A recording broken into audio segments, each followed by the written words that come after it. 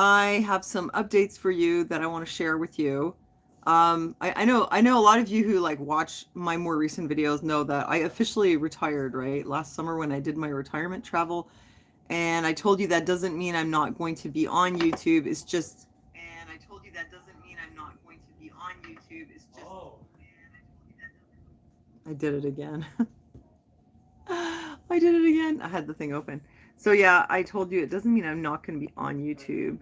Hi, Dick. It's just I'm just taking things in a different direction, and there's reasons for it. Hold on a second.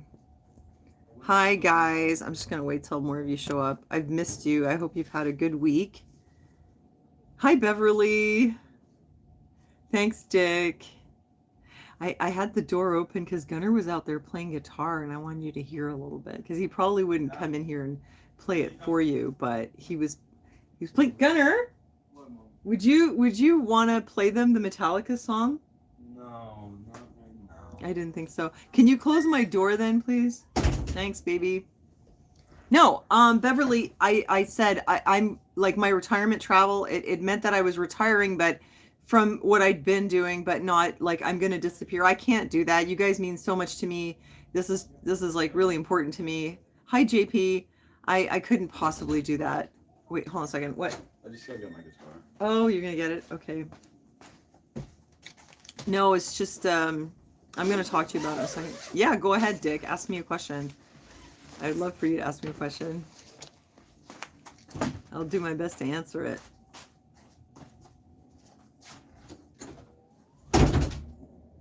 I'm waiting for your question.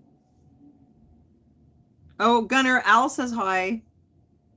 Well, the retirement thing was really just with me turning 50 and having spent, a good 10 years sitting at this desk, perusing the news and trying to collate stuff to share news with you guys. I felt like what happened in the last couple of years, it was sort of what I had been telling you was coming for 10 years before that. I'd been warning and I'd been talking about it. I mean, since going way back, it finally happened. Some of you guys were ready for it and you responded maybe in the best way, that you could have. Some of you knew what was happening. And so I think you were maybe well equipped, better equipped to deal with it. Some people were totally caught off guard. I mean, I don't want to get into this topic exactly, but yeah. So I think we all know where we're at. Next up, eat bugs, right? I think we know what the agenda is at this point. And I don't feel like sitting here reading news and trying to tell you like all the ins and outs of the daily developments, because I did it for so long and I spent a lot of time just sitting here at this desk. And honestly, like, I don't know, at just some point I want to have more of a life. I want to do more things. And I don't want to sit at my desk for the rest of my life. I'm pretty sure that if I do that and I get to 7 years old, I'm going to be like, well, I should have gotten out more. I just don't want to do that. There's not a whole lot in it for me. It takes a lot out of me, and I just didn't feel like it was worth it, But I am going to do updates about other things related to life, as you know. Okay, the question, I bet you get asked it all the time, but was there ever an update on Joel? Dude, Joel shows up in this chat room all the time. I don't know if you've noticed. Maybe you haven't been here. If you read the live chats that come with my lives, Joel is there. His name on YouTube is Joel Reed.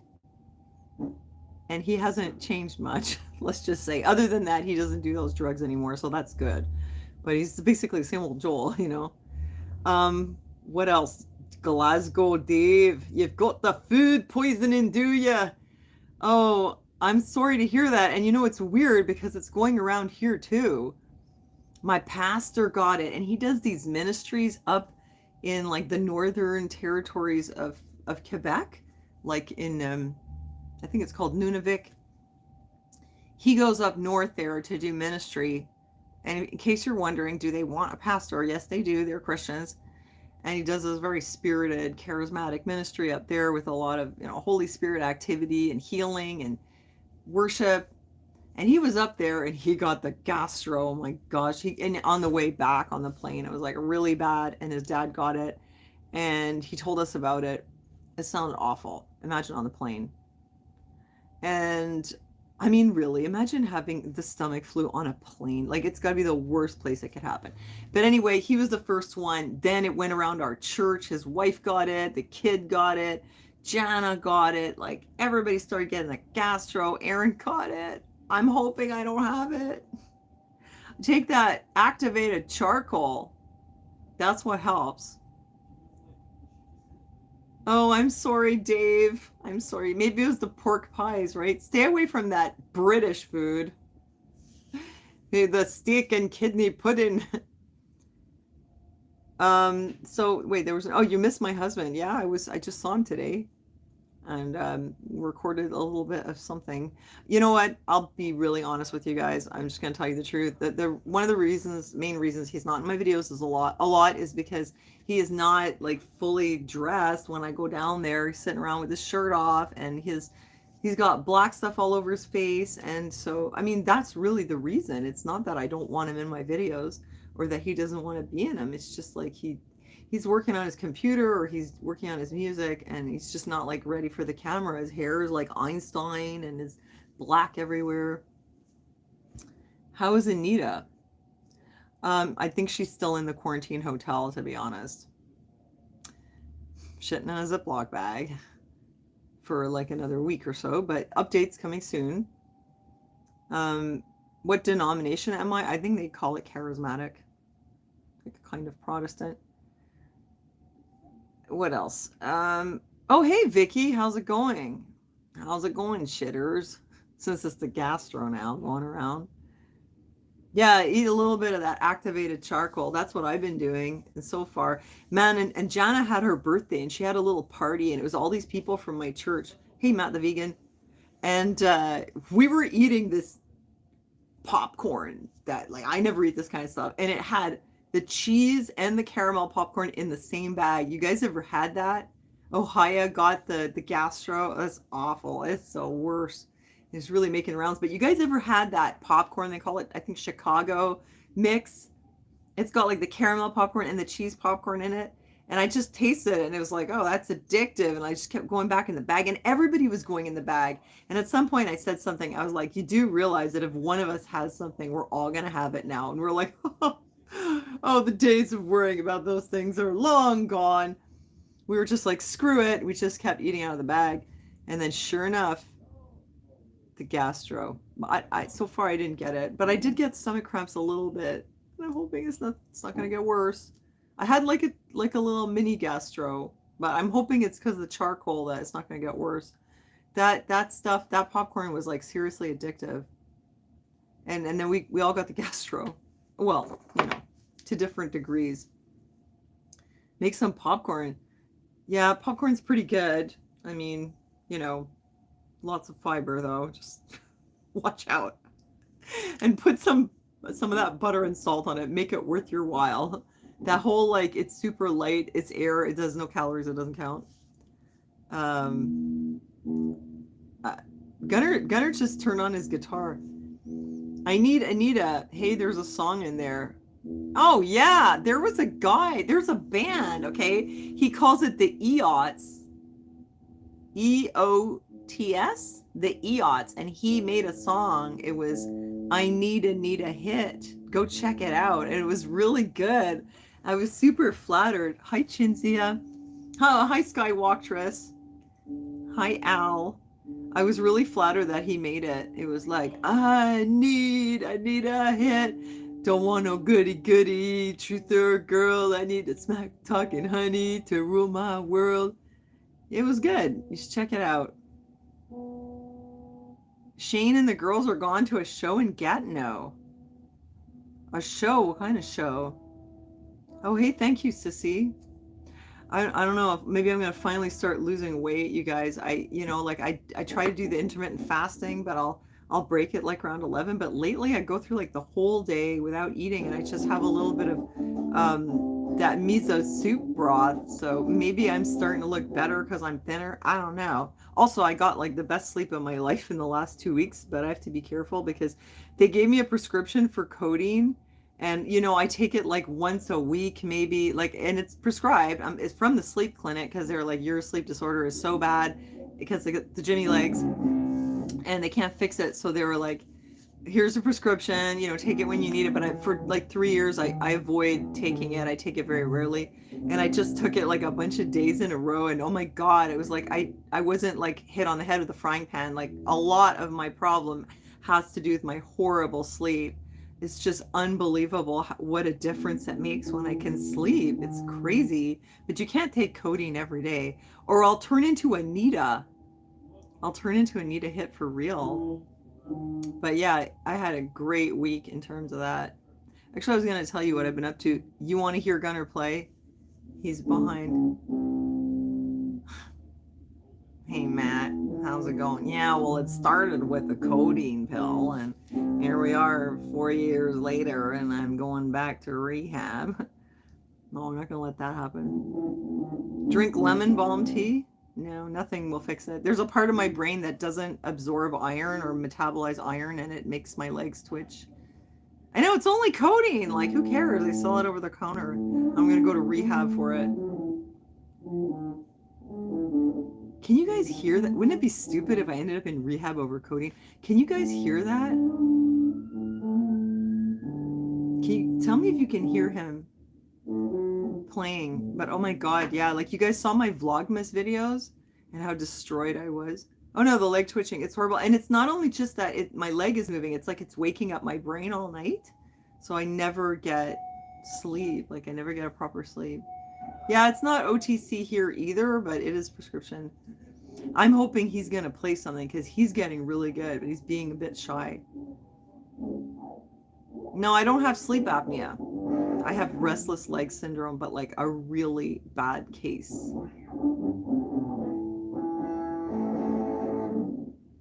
Come on, Gunnar.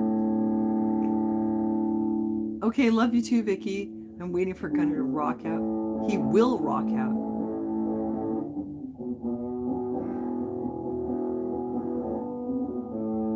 Hear that, right? Well, maybe he'll play Nitro or something, and that would be really good. Hi, Salty Texas Ranger. So what I wanted to tell you guys about was, first of all, I miss you, and it's really nice. No, Magnesium, you guys can stop. You can stop. I've done it all. Okay, that C60, it did help.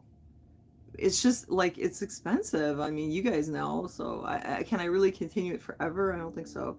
It helps. Gatorade helps too. It could be so much worse. I used to have it in my whole body. This time of night, I couldn't sit in a chair. No, I've tried CBD. Doesn't work. It didn't do anything. I put it on my legs. I tried to eat it. It doesn't work. I could not sit in a chair. That's how bad it used to be. I mean, it's still a problem, but you should have seen me before. This time of night, I had to stand, and I would be typing on my computer with my ass up in the air like I was trying to twerk. I'd be like this, typing, and my legs were just so twitchy. I couldn't even sit in a chair. And then at night it would be in my back, in my arms. So it's better than it was. But I think the problem is, after many, many years, it's taking a toll. Oh, wait. Oh, come on, Gunnar. Anyway. Yeah. So I was like, well, I'll take it occasionally, that codeine, and it's only 15 milligrams. And I was like, what if I took it a few nights in a row? I have tried magnesium, zinc, vitamin D, like literally you name it. You guys, there is nothing that fixes this, because it's a part of your brain that either you're missing iron, it's not low glutathione, it's a part of your brain that needs iron, but if either you have low iron, it'll do it, or your brain isn't metabolizing the iron anymore. That's the problem. Oh, come on, Gunnar. It's like as soon as I stop and I point it out, then he stopped. Yeah, no, I just was like, whatever, I'm just going to take it a few days in a row. And I was like, oh my God, I feel like a normal person. Like, what the hell? You guys see me and I'm like, oh, I'm so tired. I've been hit on the head. It's just horrible. I'm in pain, like in my bones, like all the time. You saw that in my videos, like constantly, like in my arms. I feel like my blood hurts. No, you can't smoke something else. It doesn't, nothing works. I'm telling you guys, nothing. And I wouldn't take the RLS drugs because I know that it's a losing battle. No, no, that I don't feel like that because of the codeine. I feel like that because of the RLS. I was like that before. Then I just took the codeine and I stopped having the horrible fatigue all day. No, no, that what I was telling you, that's from my RLS. Yes. No, it's because I can get sleep. Anyway, whatever. It's because it stops the legs, then I can get sleep. Without the sleep, I'm in pain all the time, every day. Like, anyway, so I don't know what to do about that. I mean, obviously you can't keep taking codeine every day, but it's just such a big difference. Just take it at night. I sleep all night. I sleep like I got real sleep, and then I'm not messed up all day, and I can function. And I'm like, I wonder how much of it is to do with my horrible sleep disorder.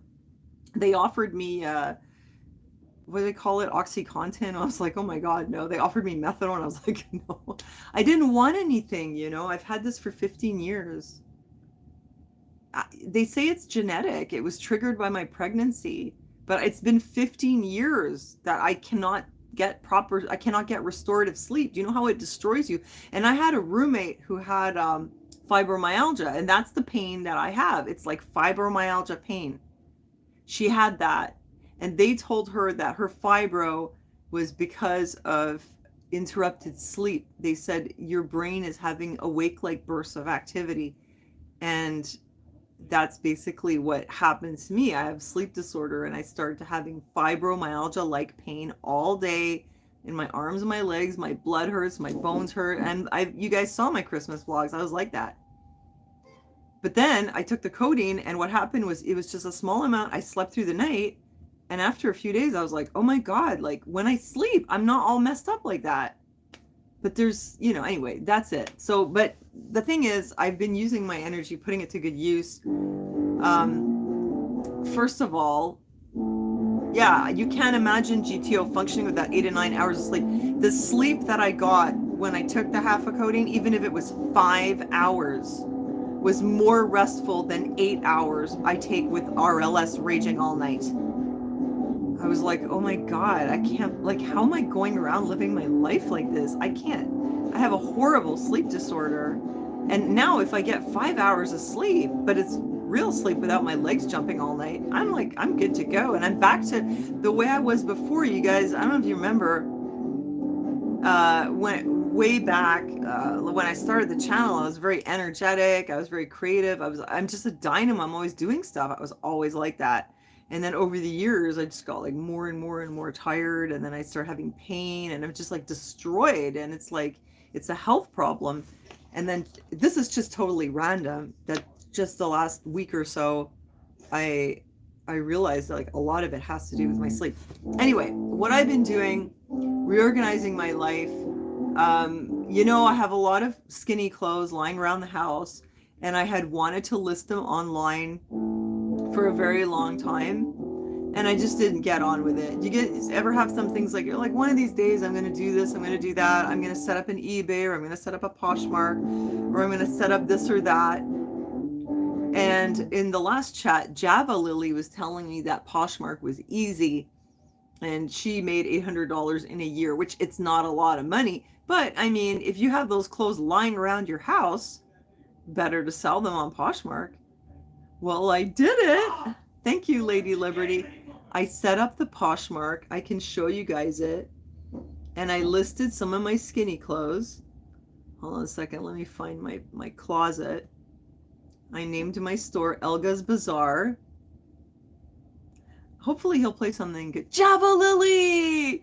You're the one who encouraged me, because you said it was easy. Because I was like, oh, I don't know. I'm an old lady. I can't do apps. It's going to be complicated. You told me it was easy, and I was like, okay. Somebody else told me eBay was easy, so I was like, all right. I can't deal with Facebook. What happened was Facebook took one of my listings down. In case you didn't hear the story, it was a Christmas carving set. They flagged it as weapons. I appealed it, and they took it down and accused me of selling animals.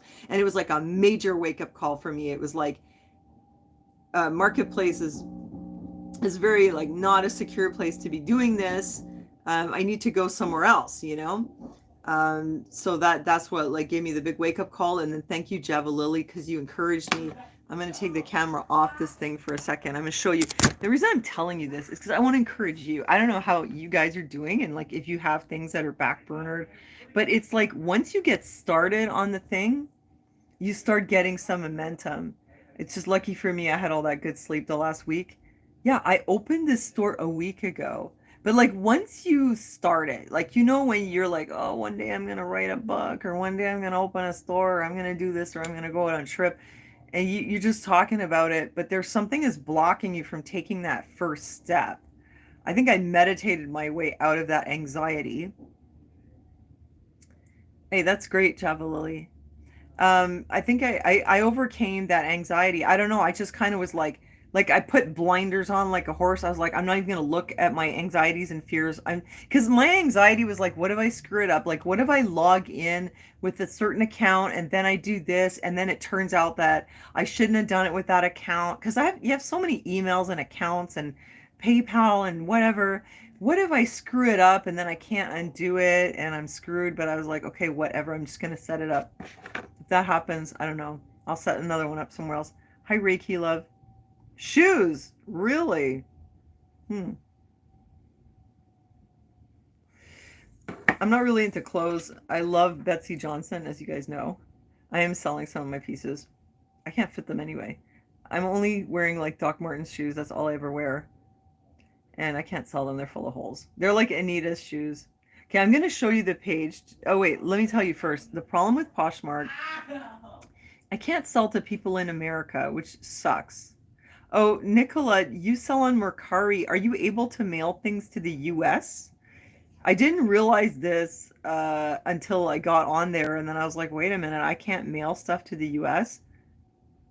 I mean, we have what, like 1/10 of the population here. Why not? I don't know. Because they have some kind of a shipping deal. That's the advantage of using a site like that, is they have all the shipping organized. So up to a certain weight, it's a flat rate shipping of about 14 Canadian.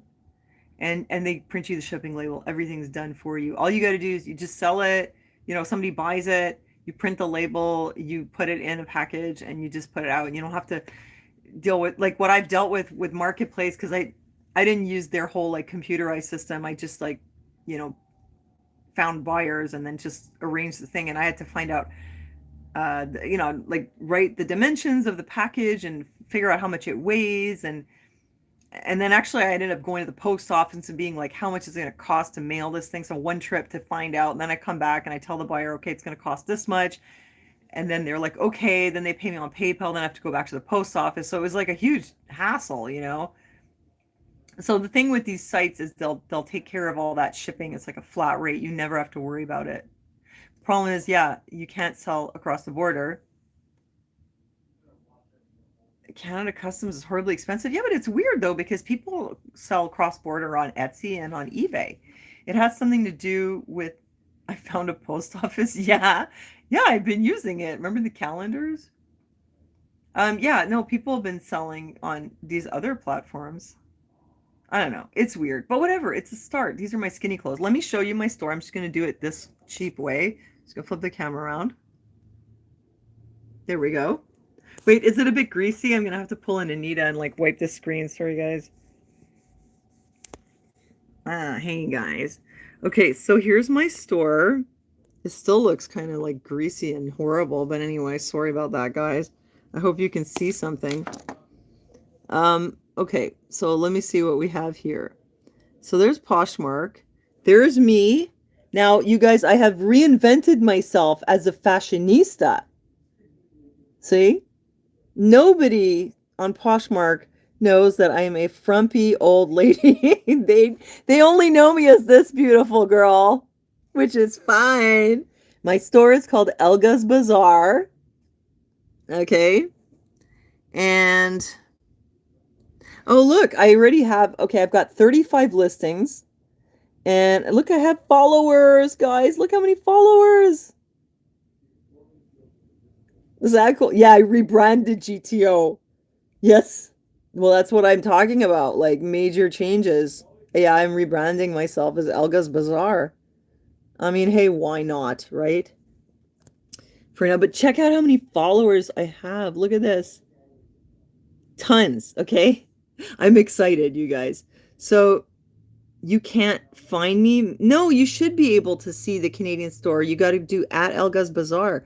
Are you serious? You can't even find my store? That's crazy. You know, that's just so. Well, wait a minute. No, there was someone else in the US who saw it. No, you do at Elgas Bazaar, and then it should show you that there's somebody there. But anyway, look, poshmark.ca/closet/Elgas Bazaar if you want to go check out. Okay, so basically what I have going here, it's my skinny clothes, which normally they're in this drawer down there and in my closets, okay? So what I did was I took pictures of my skinny clothes and I put them up. And look, you guys, I have some really nice clothes here. Put the store link in the chat? Okay, that's a good idea. I will. Look, this is a Betsy Johnson tuxedo jacket that I never even wore. That's a whole Renfrew leather jacket. That's a gorgeous Tristan skirt. I don't know why everything looks so gnarly. It looks like Anita has been doing my housekeeping.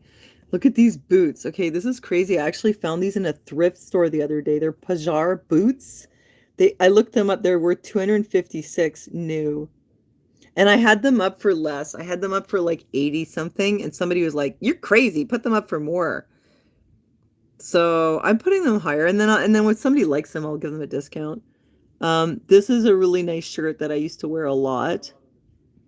What else do I have? This is Tristan. This is Betsy Johnson. I love Betsy Johnson. She's my favorite.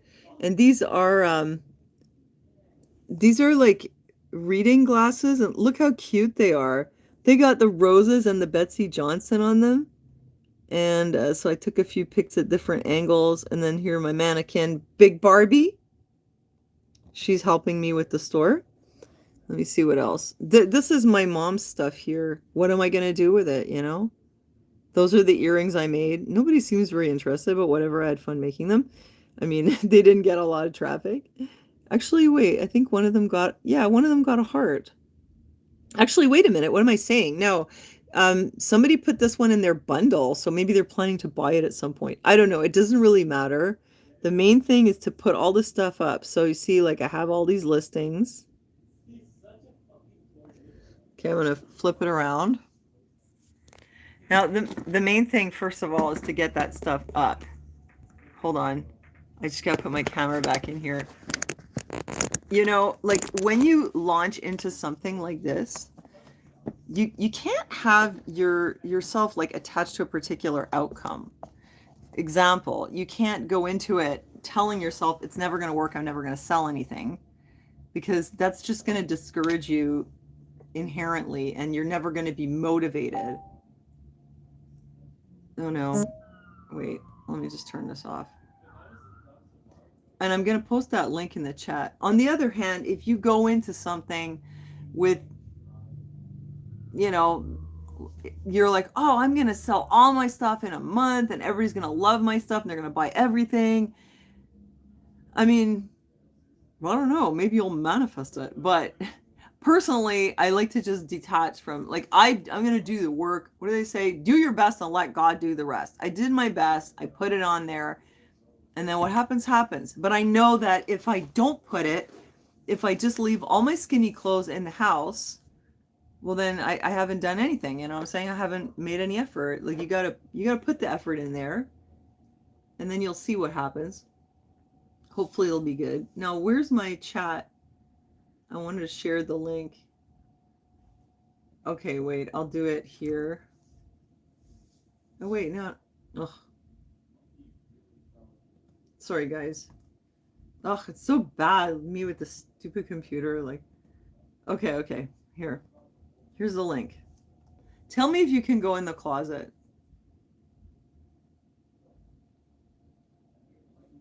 The Zara high waist skirt, it is really chic. It doesn't fit. Keywords matter. They really do. And you know what I've been doing? I've been, like, following a ton of people. And some of the really nice stuff that I wish I could buy. And when I get rich, I will. Actually, I think that, you know, now that I see how great a lot of the stuff is on Poshmark, I was thinking, next time I need something, as long as they really were detailed about the size, I'll buy it on Poshmark. I mean, why am I going to the stores and like buying everything new? I could get some really cute floral dresses on there. It'd probably be a lot easier than having to go all over the city. Okay, great. So you guys can see it. Also, here, I'm going to put something else. Just 1 second. Um, it's on my Facebook page. Yeah, you only buy secondhand. I do also somewhat, but you know how it is, like, unless you're like super skinny and everything fits, sometimes it's hard to find clothes that fit. And you go to secondhand and it might be really hard. Like me, if I find a pair of jeans that fits, I'm gonna go back to the same store. I'm gonna buy like 4 or 5 pairs at a time because at least I don't have to worry about finding something that fits. You have a ton of shoes? Hold on a second. Now, resell it if it doesn't fit. Yeah, but then you still lose money. I don't want to buy things that don't fit. I want to be able to wear it. Hold on, I have another link for you. I'm going to pull it up.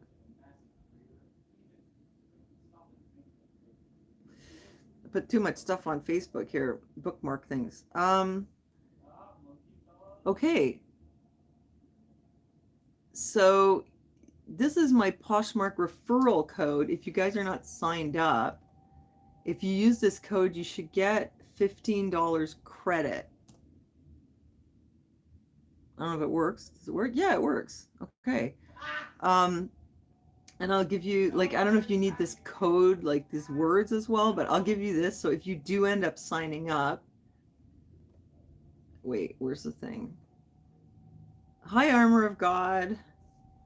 Okay, that's my store name, and that's like the code to use. So like again, if you're in the U.S., you can't buy from me on Poshmark, but you can buy from other people.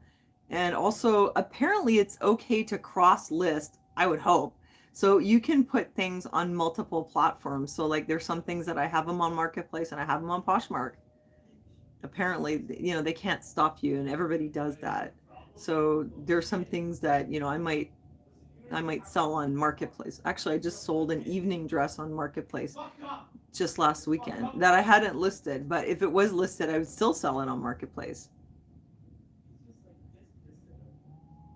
Switch to Poshmark Canada. Yeah, you can do that. You just switch. So I was looking at these some of the stores in the US, and I found a few that I really like. I love their style. Thanks, Nicola. Um, and I noticed like what they do put a lot of tags, but I guess you have to get good at it. But anyway, it's a start. It's the whole just like get the momentum going. Like take all that stuff out of the drawer in the closet in the storage room and put it online. Because what am I keeping it for? And I already gave away a ton of stuff. So, you know, it's worthwhile cross listing. Yeah, that's what I'm gonna have to do that. I finally downloaded the Etsy app. That's the next thing I gotta do. Because I got a ton of stuff I gotta deal with. I just want to see if this thing is working. Okay, and I still have enough charge. Yeah, I have to do it. China and decoratives on Poshmark. Oh yeah, it's true. But they take a huge cut. That's the only thing about Poshmark. They take 20%. The evening dress, I listed it for 50. I sold it for 45. I thought it was okay. But it was like purple.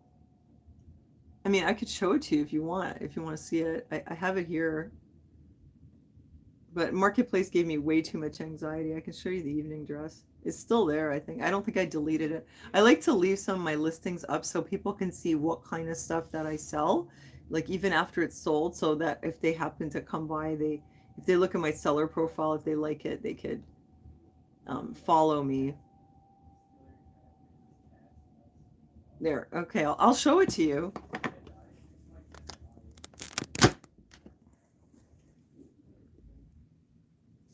This is the dress that I just sold last weekend. It's really pretty. It's from Morgan and Company, vintage 1990s, and it was like this shimmery purple material. It was beautiful. And you know what, you guys, things don't sell right away.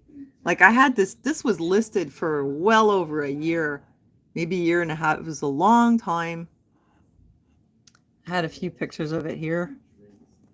And it was size 10. Oh no, it couldn't have been that long because there was Barbie. And I only got her last year, not that long ago. So, well, anyway, it was up for quite a few months, you know. And so I only have like 35 listings on Poshmark and 100 something on Marketplace, but a lot of them are sold. Like I say, I just leave them up so people know to follow me if they like my style. Yeah, it's a pretty dress. It didn't fit me. That's it. I had to let it go. But you know, that's not a lot of things. That's not a lot of items. I mean, just because you listed something doesn't mean everyone's going to run over and buy it. Kombucha. The purple one, it's for you. Yeah. Oh yeah. Yeah, baby. And if you look at people who do this kind of thing professionally, the resellers, and you look at the pages on 1 second market Skywalkers, I'll answer your question about the marketplace. If you look at people who are reselling like on a large enough scale where it's like a significant part of their income or maybe all their income, they have a ton of items listed. A ton. Like there's people who have 5,000 items in their Poshmark closet. I don't know if anyone has that many on Marketplace. I think me having 105 or 107 is a lot, and about half of those are sold probably. A lot of my Marketplace stuff is sold. There's a turnover on it, but they're small items. It's like I'm buying something for 5 and I'm selling it for 10 or well, no, not 10, maybe 15 or 20, you know. I think that the way people make the most money is when they go to estate sales and they sell things for 10 times the value. Well, 10 times what they paid, and it's still being below retail value. You know, that's how they make most profits. I haven't found things that were that I could mark up that much, but like I found some vintage fondue skewers in a range of colors, and they're just gorgeous. They're like atomic age type, really, really nice. I bought them for $1. I'm selling them for 15. So that's a great deal because it's still a good deal for the person who's buying it from me because they're selling them for 27 on Etsy. You know, so I figure it's still a good deal, but it's a profit for me. But in general, I mean, even if you're buying in thrift stores, you're going to pay like $5 for an item. So you can't charge 50, you know, you could charge 25. What's a merchandise skid? But yeah, the people that do this like professionally, they have a ton of items.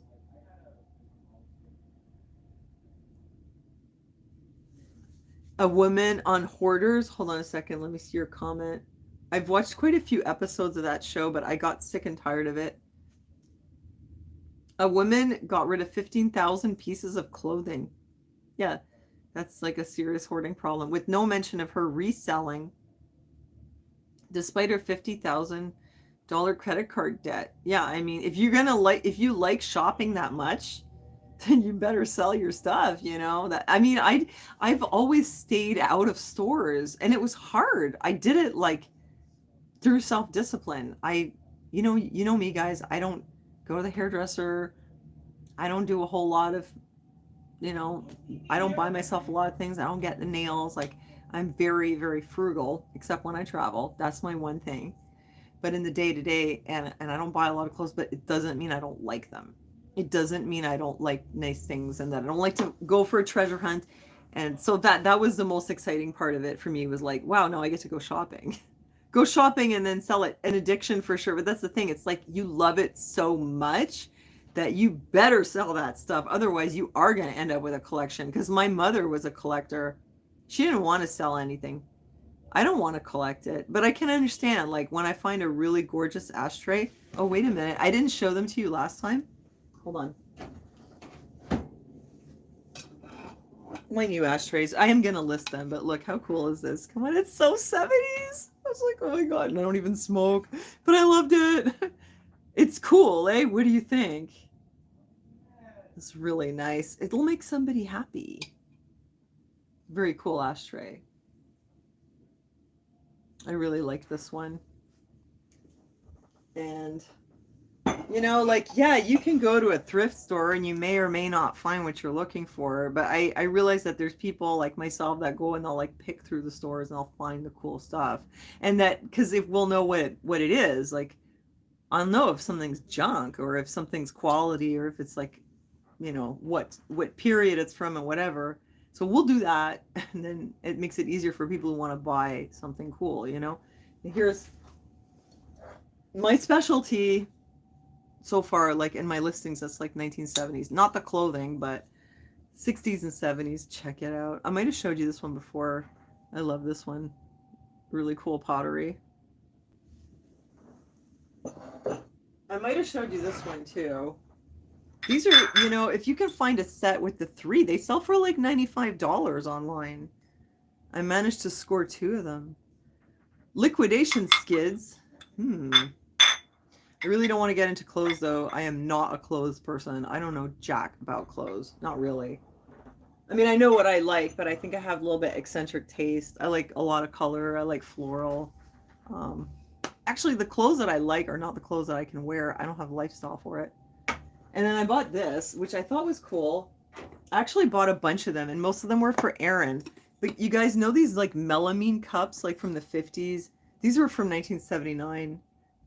They're cool because they stack. So I thought that was kind of cool. So I did list it. Anyway, that's it, you know. Yeah, tell me, what are liquidation skids? Like for me, if I go to a store and I spend 15 and I make my 15 back, I feel like, okay, I didn't lose any money, you know? Like if I break even, then I don't feel like, oh, I'm just going crazy buying all this stuff. But there's always something I want. Like I found this like 1950s travel case that, what's it called? Is it called Traveler or something? Tiara case? And I'm like, I want it. I want to go to Longueuil and get it. I want to get that thing. And I want to put my stuff in it. I'm looking around. Where am I going to put it? I want that travel case, you know? You hate melamine? I like it because it's mid-century, but it's not. Oh, I bought it for Aaron because he destroys everything. Pick the skids. What does it mean? Liquidation palette. Oh, the palettes. I've seen that. I saw that. There was a website online. Oh, really? And you buy the palette. Yeah, but where would I put it? Storage space. Yeah, that's the thing, eh? I guess, eh? Because I was wondering, like, how do these people, you see people on Poshmark and everywhere, and they're selling stuff new with tags. And it's like, what do you just buy stuff and then you just like, I changed my mind. Let's put it on Poshmark. How do they have all this stuff new with tags and they're selling it for less than the original price? Must be pallets. That must be it. That's true. But I don't want to buy like pallets of clothes. Not right now. That would be, first I need to get rid of my own skinny clothes. Yeah, where am I going to put all that stuff? But I've heard of that before. It probably works.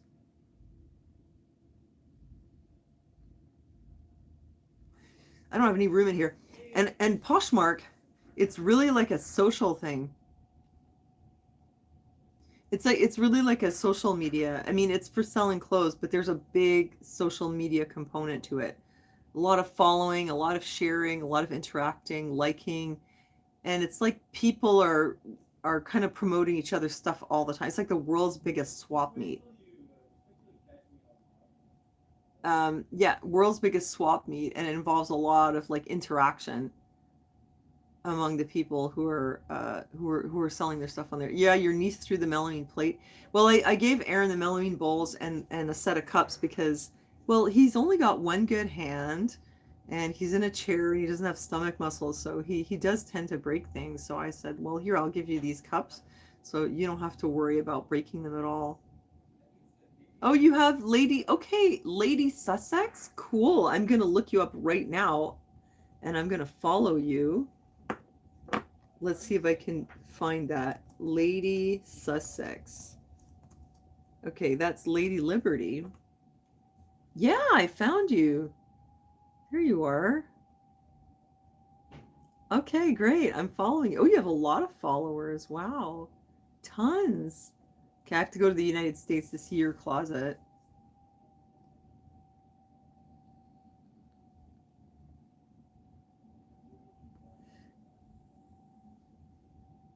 Okay, cool.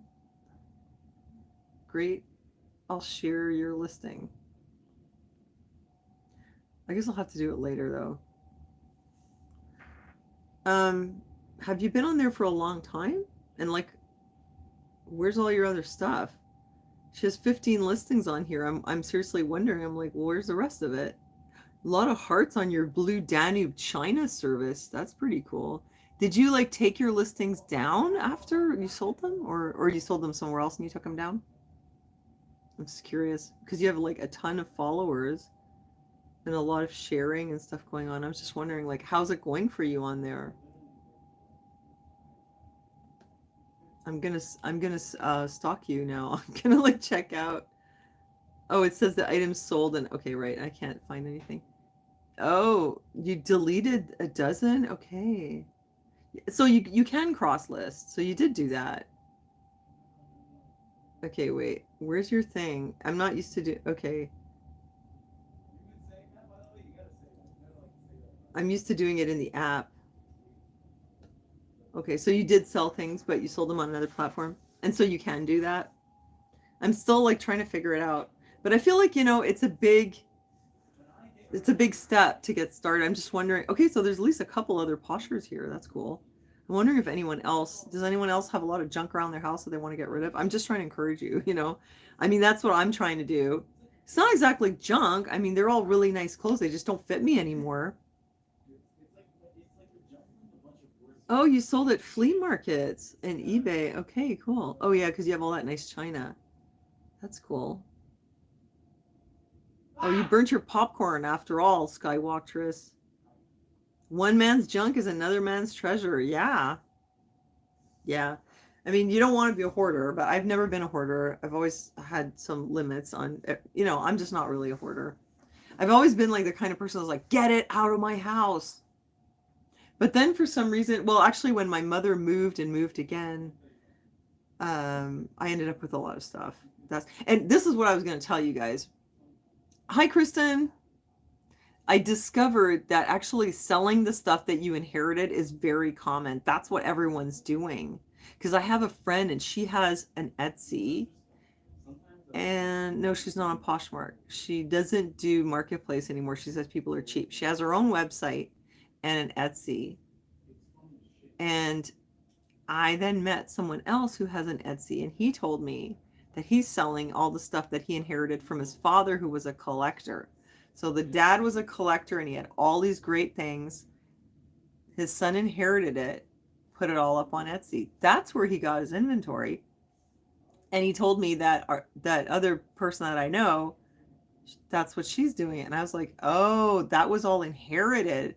So I was like, wow, she's got really great taste. Where'd she get all these clothes and like an $8,000 Chanel bag? They're selling their inheritance. That's what they're doing. That's what I'm doing. Same. So I found out that's what's going on with a lot of people. They're just selling their stuff. So it makes total sense. My inheritance is like in that closet. It's just a little box of jewelry, like costume jewelry, because I got rid of everything else. I gave everything away except for what I used. But like everything is already gone because we had to do it all in a rush. So this is like the last of what I got from my mom, the clothes and the jewelry, and I don't want to give it away. And I don't really want to keep it either. Yeah, an inherited fur vest. I have an inherited mink coat. What am I going to do with the mink coat? I can't wear that. I would feel weird going around in a mink coat. Oh, I know what. I'll put on my wig and I'll wear some kind of fancy jewelry and I'll wear my mink coat and I'll go to Place des Arts or something for a show. I'll have to find a rich man to go with me. Or maybe my friend George will go. Oh, my friend George took me out to dinner at Gibby's, which is a super expensive restaurant in Old Montreal. And I did wear like fancy things and try to pass myself off as a rich lady. And he ordered me like $100 dinner. That was for pet sitting his cats. What would Anita wear? I don't know, man. Depends on if she has a good sugar daddy or not. You're going to be listing lots of vintage hats for spring, Lady Liberty. Where did you get your vintage hats? Armor of God, I love your idea about the palettes, but right now I'm not trying to like end up with more stuff. I need to set up all my platforms and get my listings up of the stuff that I already have. Because I have a whole storage room full of clothes, mine and my mother's, and they need to go. I'd have a very hard time parting with my Betsy Johnson. Like, it's heartbreaking. You guys remember me like back around 2011, 2012, and I was always skinny and I had these fantastic clothes and like nothing fits anymore. It's like, it's so hard. I'm starting to look at Torrid, you know, it's like I'm there. Where does one buy palettes? Yeah, that's a good question. I've seen a site that does it. My mom was so skinny. I've got gorgeous little jackets. Where are they? Oh, I must have put them in the storage locker. In the winter, I put all the summer stuff in there. And I was thinking maybe they'll fit me next spring, but here we are. It's like, it's almost March and they still don't fit. Oh, hey, Olivier. What happened to your frog? No more frog? So, are you doing this to make money or make space? Well, I have inherited like a ton of clothes and I have some jewelry. I'm kind of sore about the fact that I gave away everything else because I had nowhere to store it. I have the stuff, it's in my house. I'm going to sell it because, yeah, I'm going to clear out my place while making money, basically. I mean, and if it goes well and I keep doing it, then I can just continue to. What I've been doing on Marketplace is selling stuff that I don't use, like Gunner's toys, but I'd also like buy in the thrift stores and resell it at a markup because that's the only way that I can go to the thrift store and not feel bad about buying stuff, is that I have to like make it pay for itself. This is what's it called? Larimar. Yeah, it's Larimar. It's my favorite. I wear it all the time. One other thing. Yeah, I want to tell you, everybody's selling their inheritance on Etsy. That's what they're doing. That was it. And there was one other thing.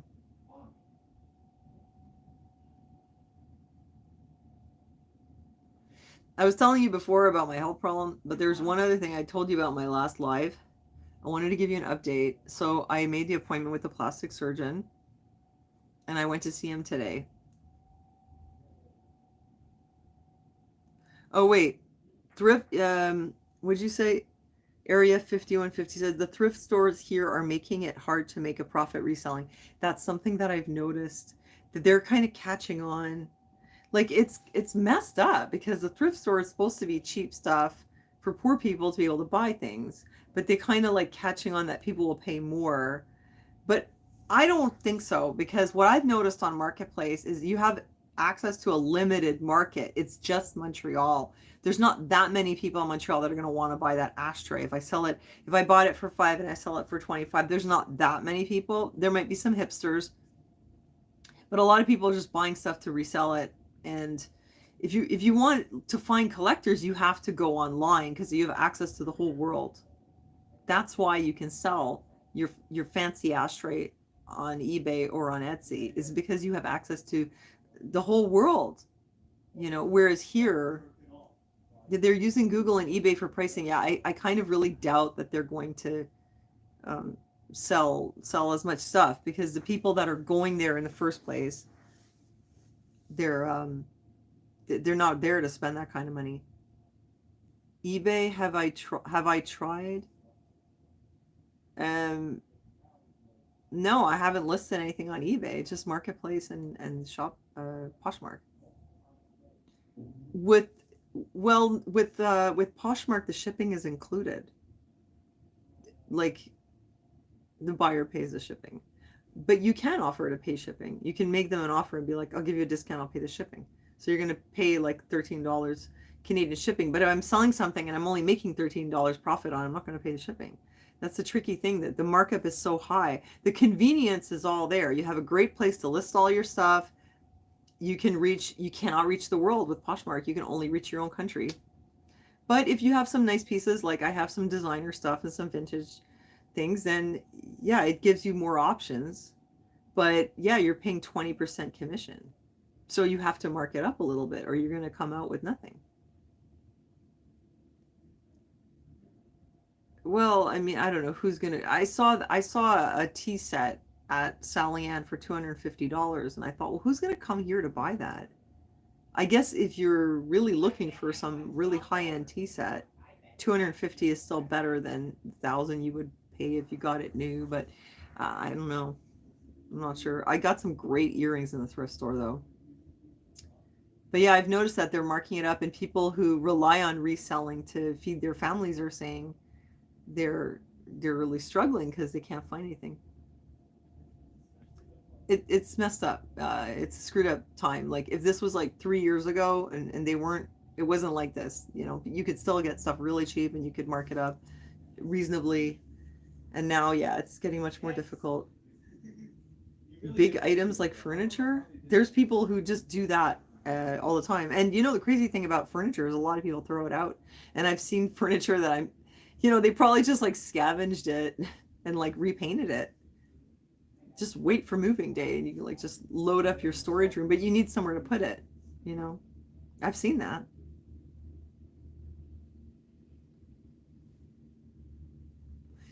I think the only thing is like auctions. Oh, hi Shannon. Um I'm gonna message you on Patreon. I got it all sorted out with the post office. So we'll talk about that. Craigslist, no way, and Kijiji. This is like the absolute bottom of the barrel, the most sketchy. Kijiji, I put a bunch of things on there because I was scared to have them on Marketplace. I thought they were going to flag it. But Kijiji, like, you have no idea who you're dealing with. I just don't get it. My friend Isabel, she's like, oh, I love Kijiji. I always do Kijiji. And I'm like, it is so sketchy. You really don't know at all who you're dealing with. I don't know. I'm not comfortable with it. And hi, Susie. Hi, Joey. Hold on a second. So many comments here. So yeah, like Kijiji, if you want to sell your record collection at half the value, Kijiji is the place to do it. If you don't have Facebook or whatever, people are looking for people who are trying to get rid of their stuff. I think it's even cheaper. Like you have a cheaper audience than you do on Marketplace. Marketplace, they're looking for cheap stuff, but you got like some hipster students and stuff. Kijiji, like just the way it's set up, it is so hard to find anything on there. Because on Marketplace, you have the main thing, but then you have buy and sell groups. So there's like double exposure, you know? You can search it in Marketplace or you might find it in your buy and sell groups. Kijiji is great for used furniture. That's true. It's good for all that kind of stuff. But okay, a comment in German. Hast du je in einem Antiquariat in Deutschland es versucht mit dem Buchhändler zu feilschen? What is feilschen? I don't know what it means. Did I, in an antique shop, did I try with the, what, I don't know what feilschen is. You'll have to explain it to me in English. I'm sorry. That's as far as I could take it. I have gaps in my vocabulary because I only spoke it till I was like 12. Did I try to negotiate with what? Like a bookseller? I'm not really sure what you're saying. I'd have to put it through Google Translate. Wait, who was that? Who was that who left me that comment? Maybe he's trying to leave it privately and not have everyone else understand. Okay, Max, you'll have to tell me. Du musst ein bisschen mehr erklären für mich. Ich habe das nicht verstanden. Was ist ein Buchhändler? Und was ist Feilschen? Für mich sind Feilschen is violets. You know, das sind die einzige Feilschen, die ich kenne. They're the only violets. The only Feilschen I know are violets. I'm sorry. Somebody grabbed your bed bug infested stuff. I'm sure they would do it. Okay, so the other thing I was going to tell you, I mean, I really do like brainstorming with you guys about this whole thing. I hope that if you guys have stuff lying around your house that you find a way to offload it, offload it for cash. We need money. I mean, look, maybe I'm just feeling the pressure because I'm 51 now. I'm almost 52. I'm just like, I need to find a new hustle. I need to figure something out because YouTube, like it used to be a really great way to like make some extra cash. And it's like it seems like their mission is to like just pick and choose, who gets to have ads and who gets to have money with it, and whatever else. I mean, YouTube is just not what it was. Plus, I'm also older. I don't know if that's why. Although I don't really think so because there's all kinds of people on YouTube, and there's people like my audience. It's people my age. They probably don't watch a 25-year-old. Maybe you guys relate more to me. So I don't know. I got on YouTube's bad side with that rap video, and it's been total shit ever since. Even before when I had more views. Very dangerous to be a picker. Why? No, don't be negative about it. I'm having fun. I don't want any negativity. What's so dangerous about it? You mean because people are going to come and somebody's going to come and steal my 1970s ashtray? I don't want a clothing swap. I don't want any clothing. You do relate to me, Annette, and you're 50. I know I got a lot of like ladies in my age group here and guys. That's cool.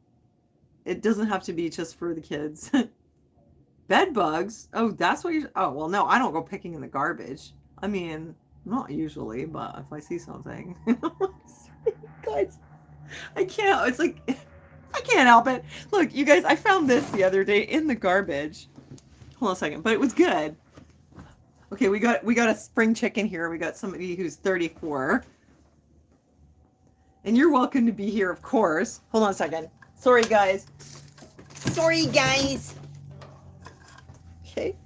I'm not going to live that much longer. I am 51 years old. I mean, it's not like when you're 25 and you're like, oh, I've got my whole life ahead of me. I don't know. Like, I remember when I was young, I was a bit reckless because I was like, oh, I got my whole life ahead of me. Now I'm kind of reckless because I'm like, screw it. There's almost nothing left. Like, I might as well have a good time. You know, it was just like in between, like in my 30s and 40s, I was very prudent. Now I'm back to being just reckless. I found this in the garbage, guys. It was a total score. You just have to have your eyes open. And I needed it too, because look, it works really well. It's a good light. It's in perfect condition. It is an IKEA. And I put it through Google Lens and I discovered it's worth like $50-something. And I was like, And it's totally fine. Like, it just needs to be cleaned a tiny bit. It's in good shape. Wait, there's a little dent there. It's in good shape though. And I was like, oh, I don't know, I can sell that lamp. But then I was like, you know what? I need a lamp. I'm just going to keep it. Because I really need it. So screw it. So yes, Susie, Gemma, oh, you guys are so distracting. I try to like take it in one direction and then I get like a lot of tangents.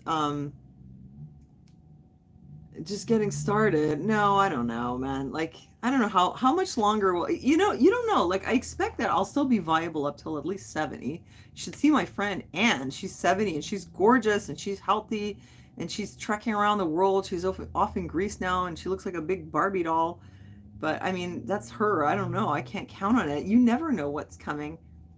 You never know. You can't take your health or anything for granted. So I just want to do what really makes me happy. And what makes me happy right now is hitting the thrift stores.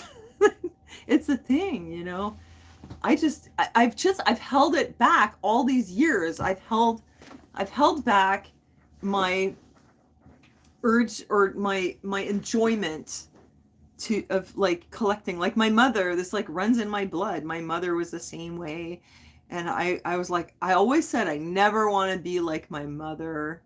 I don't want to have all that stuff. And then I realized like I really enjoy shopping. Turns out. So the only way I can shop is if I get rid of it, you know. But anyway, like I needed some excitement because I mean, you guys know, what do? I caregive, take care of my kid, take care of my mom. I don't, so I need something. It's a passion. That's it. I found a passion. My passion used to be talking about the news and making videos, but now I'm like, we know what's happening.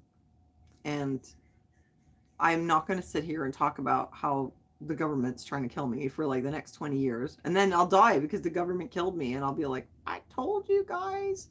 Last thing I say, I told you. What do they say? I told you so. On my deathbed. I don't want to do that. I want to get out there and do some things. So the other thing was I went to see the plastic surgeon. I made the appointment. And I went to talk to him about my tits.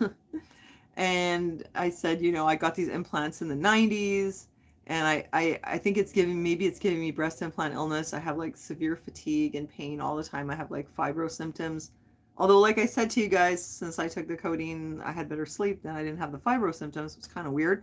So I don't really know what the deal is. But I told him like, yeah, I've been having like horrible pain and fatigue for the last 10 years. And I wasn't like that before. And anyway, they need to come out because they've been in there for 30 years and they need to come out. They can't stay in there anymore. And he was great. His name is Dr. Nicolaides. And he's kind of a famous explant surgeon here in Montreal. And like people come from all over the world to see him.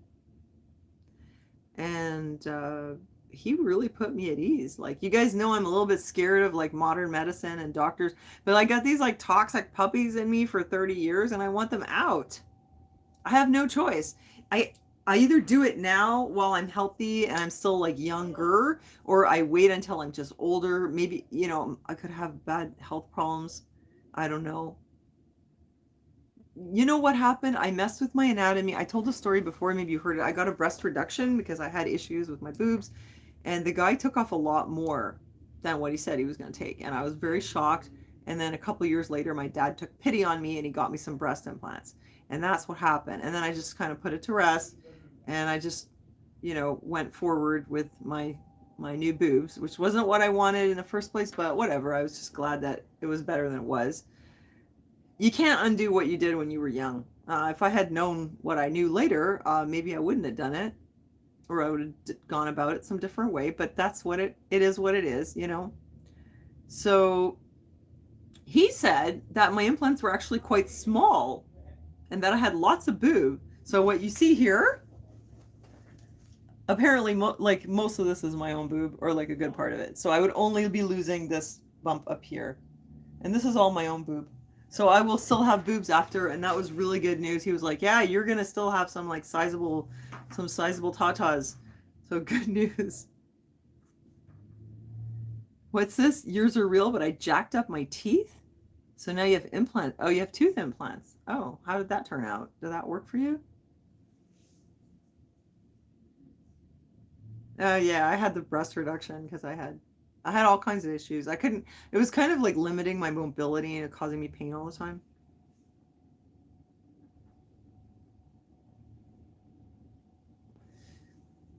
You've heard there's carcinogens in hair dye.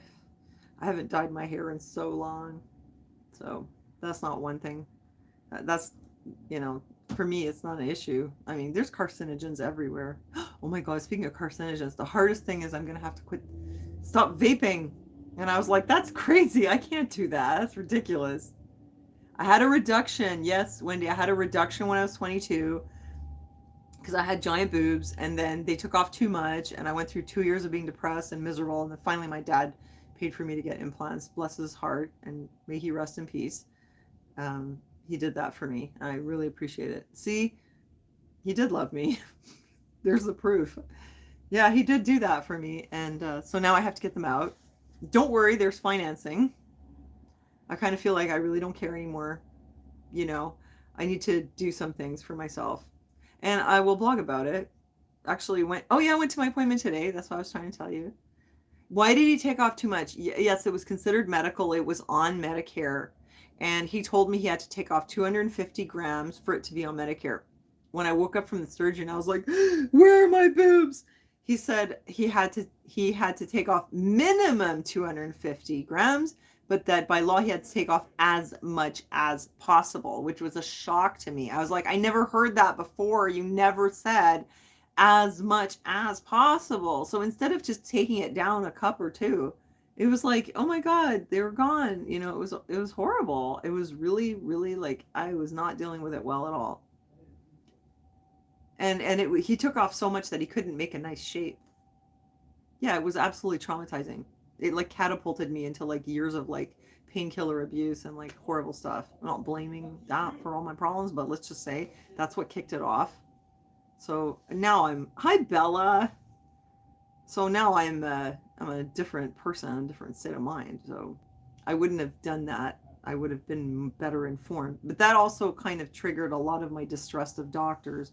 There's actually even more to the story that's more traumatizing that I never told you guys, but uh, basically, well, I was actually turned out I was pregnant also when I had that breast reduction, which I didn't know, and it ended up leading to some problems, and I lost the baby. As you see, I don't have a. How old would they be? They'd be pretty old by now. That was in 94, so plus 6. 29-year-old? I'd have like a 29-year-old. It was like really, really hard time in my life. It was really awful, and I was really depressed. So after that, surgery, I was really like a train wreck for a couple of years. And then my dad like gave me the implants to try to help me feel better. And I guess it did help, you know. And then eventually I got my life back on track. But yeah, it was like the whole thing. It was just like really, and it was crazy too because I was pregnant and nobody could figure it out because my breasts were like exploding because of the pregnancy, and they were not, nobody thought I was pregnant. They were all like thinking that it was just from the surgery or it was like an infection or something. And I was going around to all these doctors and I was like, there's something really wrong. I have like really bad pain. Anyway, and then finally it turned out I was pregnant. It was, yeah, it was really bad. Yeah, Wendy, I went, that was like the hardest time in my life. It was like, I could only see darkness. I couldn't even see the light at the end of the tunnel. How old was I when I met Aaron? I was 32. So it's 20, well, yeah, 32. I'm 51 now, so it's 19 years. Yeah.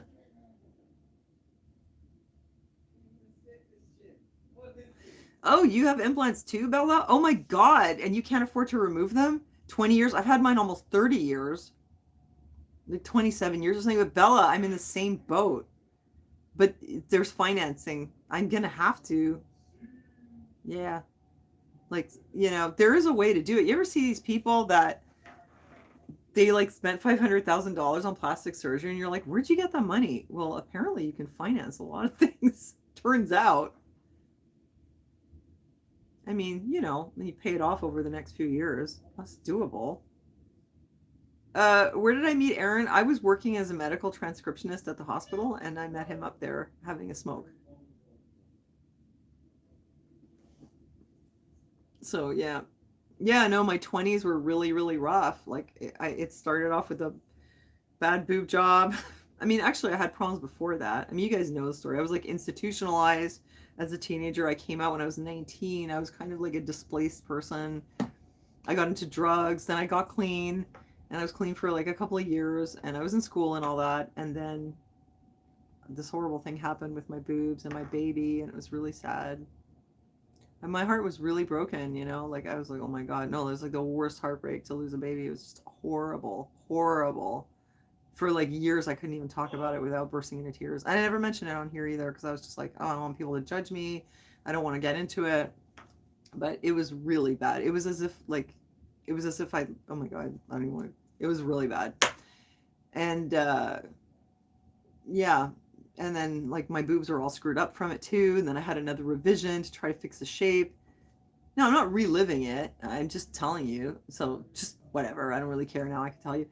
Then I had another revision to fix the scars. And then after that, I ended up having the implants. My dad was nice about it, you know. But yeah, you know, that was a really dark time. But just totally different. It's like 30 years later. Hmm.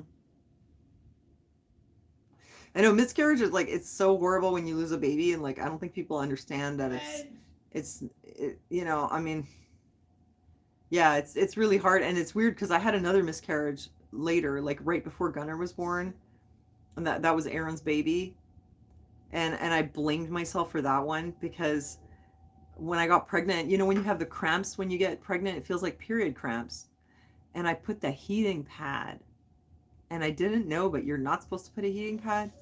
And then I ended up like they couldn't find a heartbeat. And then eventually, like a couple months later, I miscarried. I know it's so bad, but anyway, I have my son now, so it's all good. So it's fine. He's here now. I think his soul was trying to come into my body for like decades. You know, he tried twice, it didn't work, and he finally came back. I kind of believe that. I'm not blaming myself, and things work out the way they're supposed to work.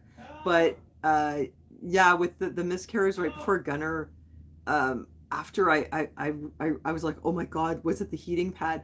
And I miscarried. And when I gave birth, it was like the bag was empty. Like the baby had completely reabsorbed into me. And I birthed an empty bag. So like it was hopeless. There was nothing you could do. It just wasn't meant to be. And then God, like, I repented of my bitterness. And then God gave me a beautiful son. Oh, you have a beautiful son too, who's 15? Yeah, I'm very lucky to have my son now. Absolutely. It was a long road to get him here though, let's just say. It's like he kept trying to come in. Used to smoke but never vaped. Is there nicotine in there? Yeah. Otherwise, I'd have raging ADD. Yeah. Cameron? Oh, okay. That's a nice name. Happy for you, Susie. So yeah, I made the appointment, and so I went ahead and I scheduled the surgery. I just did it. Yeah, it's cheaper, the vaping. Yeah, I scheduled my explant surgery, and for some reason, usually I'm very nervous about surgeries and drugs and things like that, and this time I just feel like totally fine with it. I feel like it's gonna be okay, and it's not for me to like try to manage it, control it. I feel like God like helped me find a really good doctor, and he's gonna take care of me, and he's gonna do my surgery, and I need to get them out. I really want these implants out, and I'm hoping that it'll help me with my sort of fibro symptoms. But like I said, I don't know if that's just from really severe sleep disorder. Maybe, maybe not. I don't know. But in any case, I want them out. Look, my hair fell out. You guys may remember I used to have like nice hair. Look what happened. These are all symptoms of breast implant illness. And when he asked me them, he's like, "Have you had any hair loss?" And I was like, you mean like this? Like my hair, look, it's broken. It's all like broken off and like falling out. Like that? You know what else is another symptom? The weight gain, where like I told you guys, like I don't eat much, right? I don't even eat breakfast. Now I just like don't eat breakfast. I just have a miso soup at lunch, and then I just have dinner, and I'll have like a little snack. You know, I want something sweet or whatever. But I eat so little. I should be skinny. And I was like, you see this? Like you see this sausage on my belly? It looks like I eat more than I should, but I can't eat less. It's like not even possible. Like if I eat less, it's like I'm not eating, you know? But that's one of the things that does, because the breast implants create inflammation. And that's why like all these years when I would talk about the issues I was having, like chronic fatigue, chronic pain, you know, fibro type symptoms, brain fog, hair falling out, whatever, all those things. And people would be like, you need to take this vitamin or take that or eat turmeric. And in the back of my mind the whole time I was like, I don't think so. 'Cause I think it's my breast implants, honestly. After a few years, you think so too, Susie? Like for the last few years, actually, even I think from the beginning, like after a little while, when I realized the fatigue wasn't going away and it wasn't my hormones, I was like, maybe it's my breast implants. But I was like, I can't afford to take them out. But now I'm gonna find a way. I have better credit now than I did back then, 10 years ago. So yeah, like people would be like, take this, take that, and it's like, no, I don't think that's gonna do it. Because if you have something that's inside you that's your body's reacting to, it doesn't matter what vitamins you take. Diagnosed with fibromyalgia and long COVID. Oh, you were, Bella? Oh, that sucks.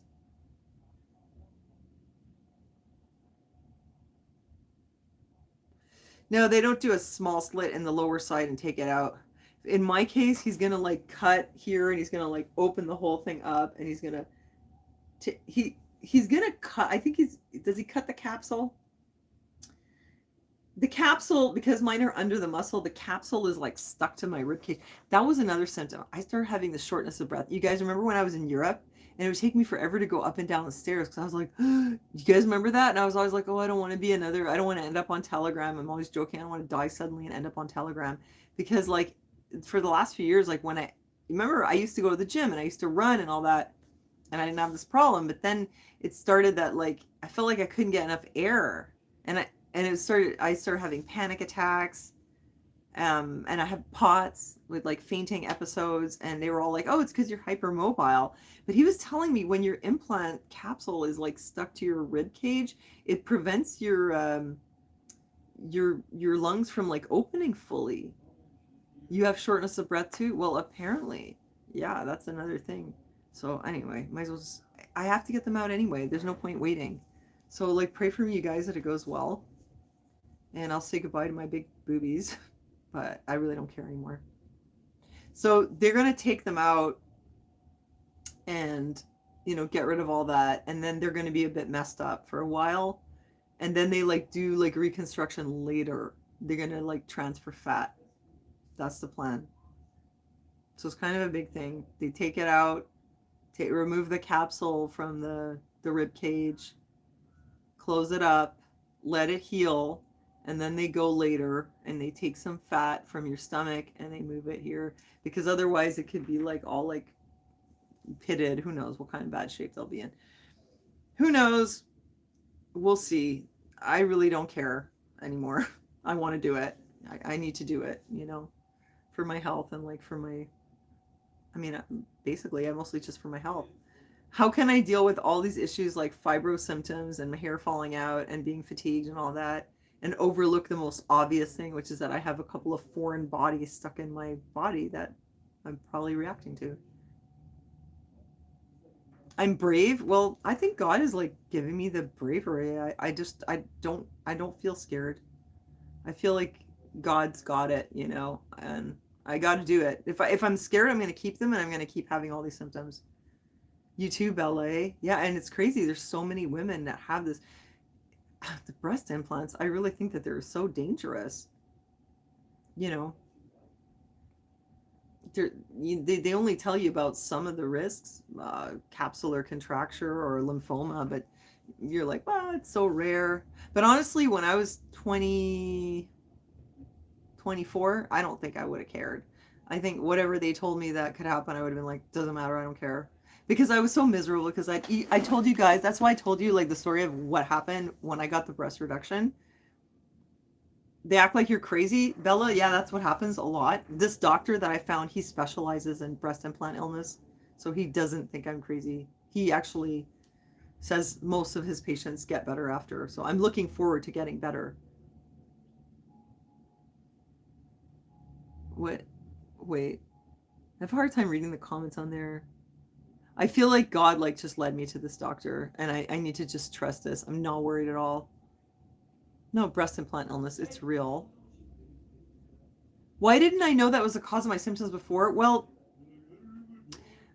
I don't know. Like, I didn't have any issue with my actual breasts, and I really didn't think of it. I mean, you don't always know everything. It takes a while to find things out. First of all, I was starting to go through perimenopause, so let's not overlook the obvious. So, I was complaining about fatigue and pain and stuff, but in the beginning, it was just fatigue, but like crushing fatigue. And they were just like, oh, well, it's probably, first of all, the doctors were like, oh, it's because you're raising a child on the spectrum. Like, you're just burnt out. But it seemed to me it was more than that. Like, I would get up and within an hour I had to lie down again. And I just struggled. And on YouTube also, like, what you guys didn't know was behind the scenes. Like, I really struggled so much. No, I don't get mammograms. I just do like ultrasound. And then they thought maybe it was my hormones because of menopause, but then I didn't find a good doctor, and I didn't go on hormones for a while until like 2019. Then when I went on the hormones, and I realized that, oh, my sleep was better, but I'm still like destroyed all the time. And they checked my thyroid. They sent me to an endocrinologist. They did all the blood tests. They were like, we can't find anything wrong with you. They sent me to the psychiatrist because I was fainting. I was literally fainting while sitting down. You guys have seen some videos where I'm sitting here sewing, and all of a sudden it's like, oh, I'm so dizzy. I was like having fainting spells while sitting. Usually it's because you got up too fast and you feel a bit lightheaded. This was like something else. What was happening is I'm having blood pressure drops. So my blood pressure is just dropping and my heart rate was going up just like randomly. And that was freaking me out. So that was leading to like panic attacks, because I was like, what's wrong with me? Anyway, I don't know what caused the panic attacks. That was like last year. I was having like 8 to 10 panic attacks a day. It was like nonstop. I felt like I was like smoking crack or something. It was just horrible. I wasn't doing that, but it was just like intense, like huge rushes of cortisol and like dizziness, and my hands like going numb and having to like lie on the floor, because I felt like my blood pressure was just like dropping, like just bottoming out, and I had to lie down. It was scaring the hell out of me. Anyway, I went to the doctor and I was like, can you check my lungs? Because I feel like it's hard for me to breathe and I keep fainting. And he was like, oh, I think you just have anxiety. Like they always say, you're just another neurotic woman. He made a referral to psychiatry. But later somebody was like, why did you do that? That doesn't make any sense. And I never went. What are they going to do? Take my implants out? I don't think so. Anyway, like I went through all the tests and ruled everything out, and then finally I came back to this and I was like, maybe it really is the implants. And I also just wanted them out because I was tired of having them. Oh, I'm not doing a mammogram. No way. They busted my mom's tits like that, both of them. That's how she ended up with dementia. I've told you before. She had a little tumor in her breast and they took it out. And she, by the way, she like refused chemo and hormones and all that. They just took it out. She was okay. Then they did. No, mine aren't heavy. They're so small. They're not heavy. They're under the muscle. So, but after for the follow up, they gave her a mammogram, but they couldn't see it because she had implants. And they gave her 6 mammograms in one day, and they popped her implants, and one of them was silicone, and it like mushroomed everywhere on her chest. It was really bad. Hi, Rosie. Anxiety. Yeah, it was like, but I don't usually have anxiety. This wasn't just like normal anxiety. This was like you just suddenly. Usually it starts where I feel nauseated, then I feel like the room is spinning, then I'd feel like I couldn't breathe well. But no, but what happened was they caught it like in action, and they saw that what happened. Oh no, I couldn't. No, Xanax wouldn't do anything for me because it isn't really that. It's actually my blood pressure dropping. It's POTS, postural orthostatic tachycardia syndrome. So what it is my blood pressure goes down and my heart rate goes up, and that feels really weird, and that gives me anxiety. But I don't have an anxiety disorder per se. Um, yeah, so my mom had the mammograms and they busted her implants. Then she ended up having surgery to take them out. Something went wrong. She had a lot of bleeding. They gave her 3 transfusions. She reacted very badly to transfusion. She developed dementia, and there she is. She has dementia now. Apparently, it's probably related to that. So, but this doctor assured me that he has never had that problem with people having so much bleeding. I don't have panic attacks. I don't have them now.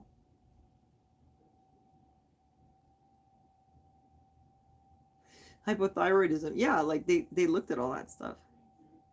I don't know. I don't know what it is. But you guys have seen it. You saw it in my actually doing my vlogmas was like a turning point for me because I saw myself on camera and I was like, oh my god, like I didn't realize I was so sick. No wonder I have a hard time getting things done. I struggle so much. And it's like I can never get everything done. I'm always backlogged. No matter what I do, it's like it's always so hard.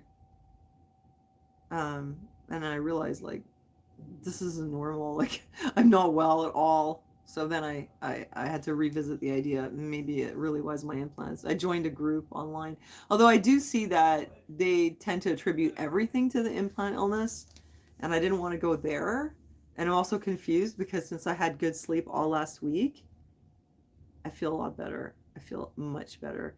So maybe it's not. But even if my sleep is disturbed, like that wouldn't explain why my hair is like falling out and stuff.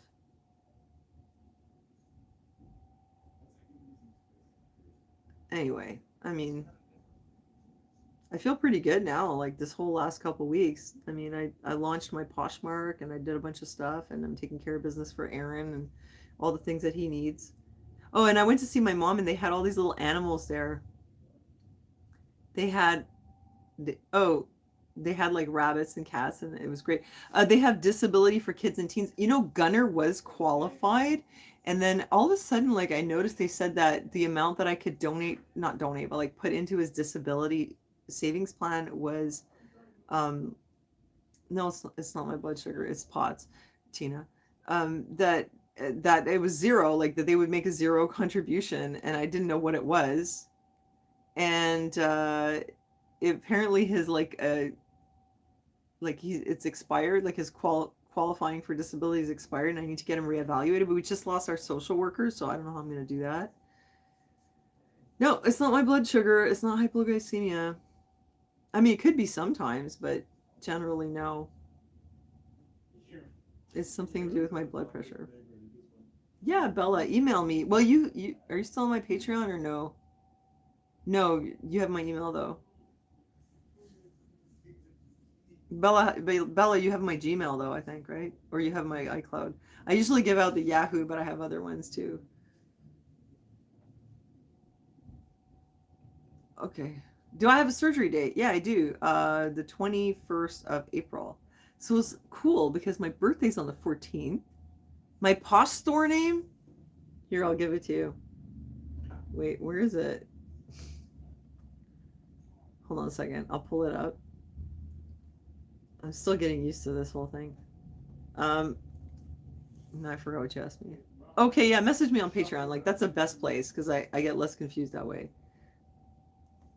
I have like too many emails. I get mixed up. It's just like too much. Okay, there's my Posh closet. If you're in Canada, you can even actually buy things. Most of you guys are in the States, so you can't. But you can still have a look at it. Oh, really? Bella, you missed a payment and they kicked you off my Patreon? It's okay. But you have my email. Posh store is called Elgas Bazaar. Okay, my surgery date. Yeah, that's okay. So I have my birthday on the 14th of April. And I'm going on a retreat with my church. And then on the 21st, I'm doing the surgery. The big problem with the surgery is I have to have my arms down like this for like 2 weeks. I have to like put a bandage around my arms to keep my, I can't lift anything. I can't, you know. No. Yeah, Lady Liberty, I know, like I've seen all that stuff. And that is probably true, but if you have implants in your body, that can also make your hair fall out. So I don't think it's something I'm eating because you might remember, like I had very healthy habits and I take my vitamins, but nothing makes any damn difference. So I'm pretty sure it's the tits at this point. And if that doesn't do it, then I'll revisit all the other stuff. But now let's not overlook the obvious. Let's get the boobs out of the way. And if my hair is not growing back after that, and I'm still tired, then I'll have to look at. But I looked at all the other stuff first. You know, I even had all my levels tested, and you know. Thanks, Susie. Well, I hope it goes okay. No harm in putting your stuff on Poshmark. It's free to list it. Thanks, Susie. I took some nice pictures. You know, I tried.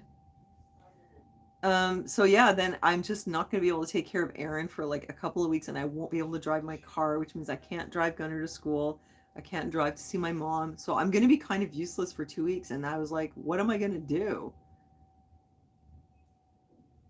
It's kind of weird that I would come back home. Will I like being at home? Maybe it's better to be at home, or I'd like to go to rehab. Like, send me to rehab, like breast implant rehab after my surgery. I would like to go to like a spa for a couple of weeks where I don't have to lift things and cook food, but we're not in Germany, so it doesn't exist. So.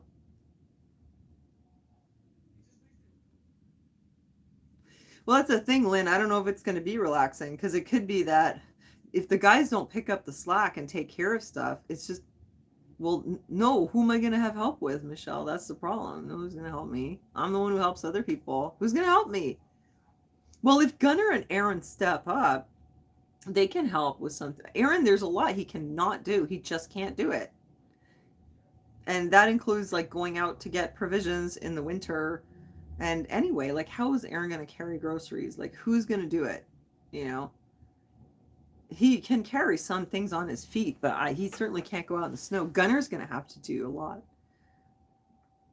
Gunner and Aaron would have to go out, and who's going to cook? You know, who's going to do that? Who's going to clean? Who's going to clean the rabbits? Who's going to take care of Aaron? That's going to be a thing. But I know something's going to work out. I could ask Sylvie to come and help. She's the one who took care of him when I was in Europe. Yeah, order groceries online. I guess that's possible too. That's true. I could do that. Thanks for the reminder. You're right. I could do that. I forgot. It's just 2 weeks, right, Bella?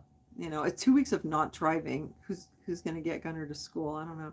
Oh, Amazon. Yeah, but then I can't get it delivered here, really. Oh, well, maybe I can if I'm here all the time. No, because they leave it in the lobby and the crackheads get it.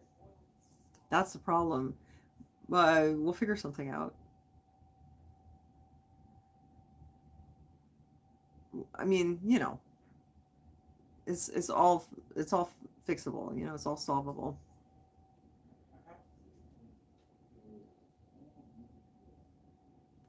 Like in the past, when I've had issues, like if I've been sick or something, sometimes I just, you know, I want to just lie in bed and it's like this stuff's just not getting done. I end up having to get up and do it even though I'm sick.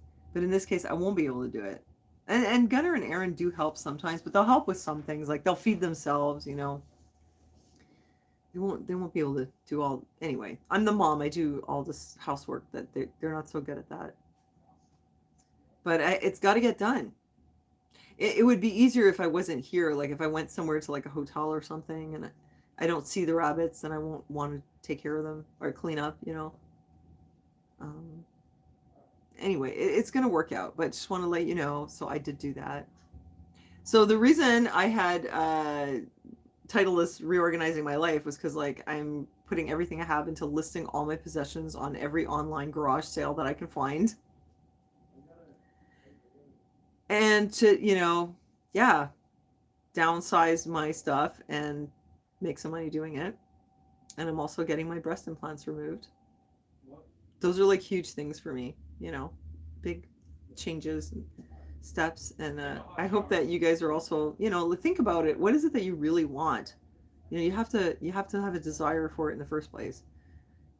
Think about it and then start making some lists or like sketching it out. Like, well, I'd like to go in this direction and make it solid. If you just, I find if I just sort of think about it like, oh, I really do want to put my stuff online, but I don't make a concrete plan, it's not going to happen. But I got together with a friend of mine and we were like, okay, what is it that we really want to do with our lives? And we like wrote things out and made it really concrete. Losing weight. So that's another goal. Yeah, I mean, that's something I want to do. I want to see if I lose weight after my surgery because apparently that like intractable weight gain that won't go away, that happens. There's so many women that they get their breast implants out and the weight just comes off. So we'll see if that turns out to be true for me. Yeah, I'm happy with my new life, Lynn. I had to like really think about it and decide what I want to focus on. I want to focus on really like getting rid of the stuff.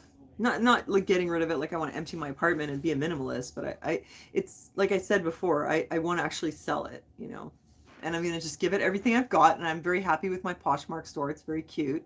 And I gave you guys the referral code too at some point in the chat. If there's any Canadians there, wait, I'll put it again. If there's any Canadians here who would like to use my referral code, then you get, hold on a sec, you're going to get like a $15 credit on Poshmark by using my code. I just have to dig it up though.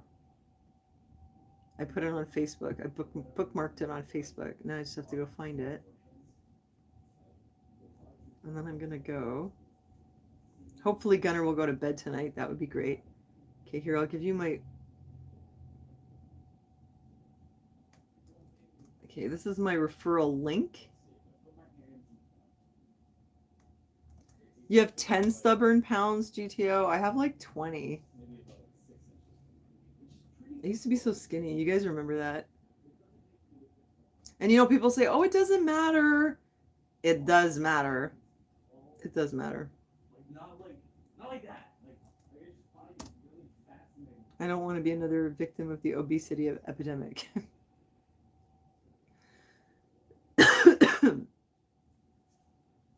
Self-authoring from Jordan Peterson. Oh, that's cool. I haven't looked into it. I'm trying to like get more into my religion, you know, and get some good orderly direction, if you know what I mean. You lost 12 pounds. That's pretty good though. Congrats. And Lady Liberty says heirlooms is the word. I'm gonna sell my heirlooms. Most of them.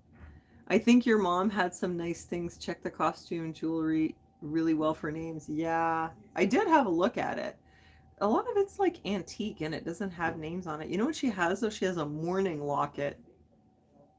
It's like, you know, a thing you wear here, and people used to keep like a piece of hair from a dead person and like their picture in there. It's like, wow, it's Victorian. She has a lot of cool stuff. God will guide you. Yeah, he will. And he'll guide you guys too. You know, I'm going to end the chat. I always go for like the same exact amount of time. I guess that's how long I talk. It's like a radio show. I'm going to go. Leave me in the comments if you have like, if you have projects and plans that you're doing And I'm going to give you like some homework, which is whatever it is that you want. And when you start writing it down, like make it concrete and like start focusing on it and praying about it. And then let me know next time how it's going. Let's do this together, you know? And thank you guys for inspiration. Thank you, Java Lily, because you're the one who catapulted me. Well, it was Marketplace that scared the crap out of me, that catapulted me into wanting to do something. And it was you, Java Lily, who encouraged me to go on Poshmark. So thank you. I owe it to you. And thanks everybody for being here tonight. I love you, and God bless you guys. And I'll see you soon. Maybe another Anita video on the weekend. Okay, have a good night, guys. Bye.